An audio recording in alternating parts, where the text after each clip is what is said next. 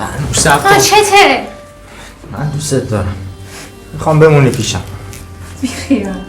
من که میدونم به خاطر مهریم اگه توی زندگیمی، اگه واقعا دوستم داشتی حداقل به خاطر من یکم خودتو عوض میکردی. لامصب، من اگه دوستت نداشتم الان اینجا نبودم.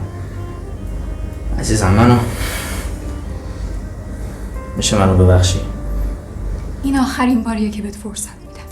میرم مهریمو میبخشم، اصلا واسه مهم نیست، چون میخوام بهت ثابت کنم من زندگیمو دوست دارم، ولی اگه رفتم بهت قول میدم کار میکنم که هیچ جوره دستت بهم نرسه.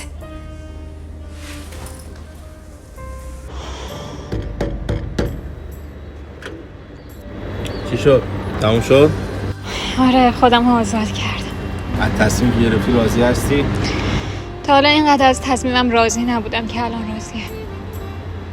اما راستش به یه چیزی رسیدم، اونم این که واسه موندن آدما توی زندگیم هیچ چیزی رو گرو نذارم. رفتنی بخواد بره میره.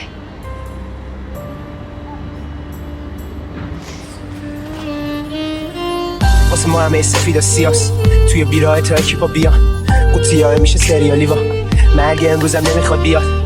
جاده برای ما معنی نداره، بدون مسافر شب بیقراره. مستی برای بطری خالی میمونه، حالمون فرقی نداره.